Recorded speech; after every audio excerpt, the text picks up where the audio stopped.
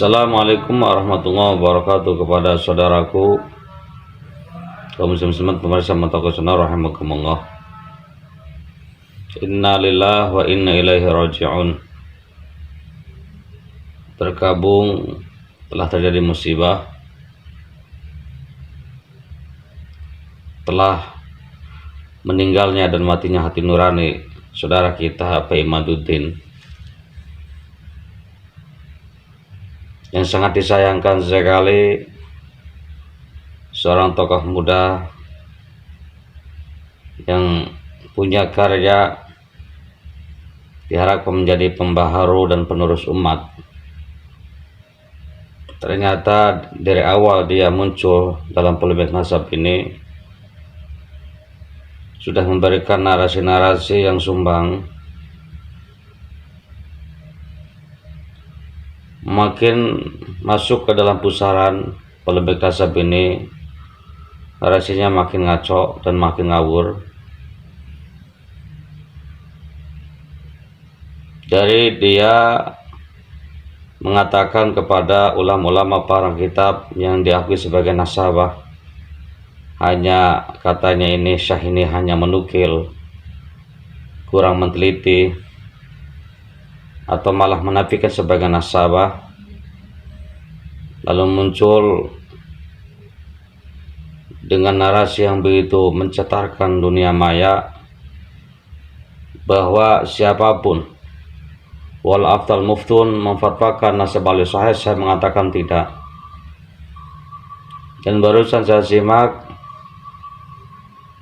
Pak Imaduddin mengatakan bahwa lagunya Haji Rom Irama yang bertema Sebujur Bangkai lebih baik daripada ceramahnya 70 habaib. Ini narasi orang yang lindur atau orang yang stres, cara berpikirnya sudah ngawur, atau memang karena hatinya sudah gelap gitu ya. Jadi menurut saya ini narasi ini tidak usah ditanggepin, dan saya berharap kepada ahiban al-kiram, para muhibbin, para pembela kebenaran, ini anggap aja ini narasi-narasi jahil. Idza khatabahumul jahiluna qalu salama, enggak usah ditanggepin. Ya, al-afu afan, bukan saya menggurui antum, tapi ini sekedar watawasau bil haqqi watawasau bis sabr. Saling mengingatkan ya. Saya yakin antum semua, saudaraku, para pencinta habaib, ahiban al-kiram, para pembela kebenaran, para pecinta NKRI, walaupun tidak ada suara dari saya, sudah paham ya secara otomatis dengan sendirinya ini narasi anak-anak atau narasi seorang lindur, narasi ngawur yang itu keluar dari orang yang pikirannya lagi kacau. Mungkin ada benarnya kalau ada yang mengatakan ini bagusnya dibawa ke rumah sakit jiwa, ini apalagi di jiwanya terganggu dia. Ambisinya untuk memancing emosi habaib nggak berhasil ya. Dengan berbagai narasi dihorakan dengan pemujanya, ternyata habib tetap di dalam istananya ya, tetap di dalam khalwahnya, tetap dalam majlisnya, enggak bergeming ya. Hanya satu dua yang menanggapi begitu. Nah, jadi rupanya targetnya enggak terpenuhi, sehingga begini Pak Imad ini ya, sampai orang-orang yang selama ini dianggap bijak juga ya, ternyata begitu. Makin tua makin seharusnya bijak, malah ngawur juga begitu ya. Harusnya makin sadar, udah dekat dengan tanah gitu ya secara matematikanya, malah ngomong yang lain. Mendingan benerin tuh selama ini wudunya udah bener nggak, cara madhab itu bener gitu, madhab yang Syafi'i, atau ngikutin madhab yang boleh talfik semuanya boleh dicampur dalam satu qadiyah ibadah, atau bagaimana ada begitu ya. Ya kalau menurut Al-Fakir kan begitu ya, mantapkan syariat baru masuk toreko, benerin tuh, benahin kita punya hati. Bukan malah begini ya, ibadah juga nggak tahu itu yang syariatnya. Ya boro-boro ngomongin Torah kayak malah ngomong yang begini.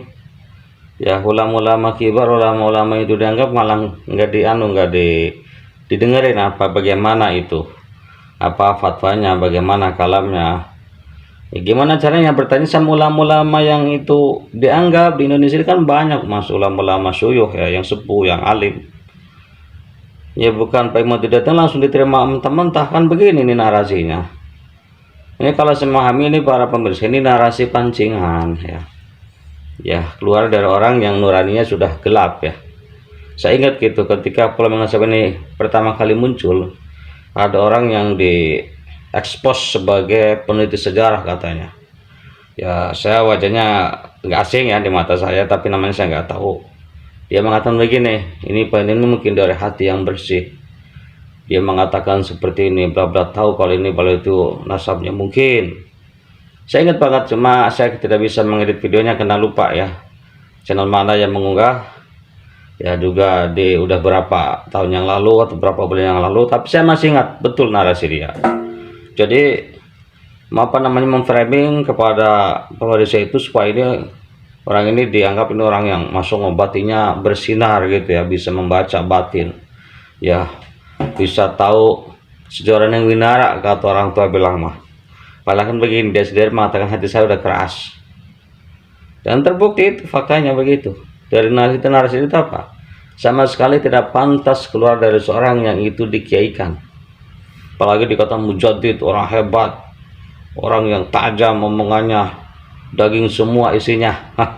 Tapi faktanya ini Masya Allah ya, Ustadz kelas maaf Ustadz yang maaf Ustadz kampungan begitu ya, ini nggak pantas ngomongin apalagi itu sekelas Pak Imad ya, yang selama ini dilulukan oleh pemujanya. Dan saya yakin kalau pemujanya itu ketemu akal sehatnya ya, warat syaratnya udah nyambung, malu punya panglima atau punya pimpinan seperti ini sama sekali nggak mendidik sama sekali itu ya, nggak ada didikannya sama sekali ini ya. Ustadz itu kan mendamaikan, warasatul anbiya, nabi itu mendamaikan. Gimana begini, niatnya benar ya, niatnya benar lah, kita berusaha untuk husnudon, tapi cara begini nih udah natijanya udah fasadun azimun, udah caranya itu nanti udah fasad, udah natijanya nggak ada benarnya. Apalagi kalau niat itu didasari dengan kehasadan, kebencian ya.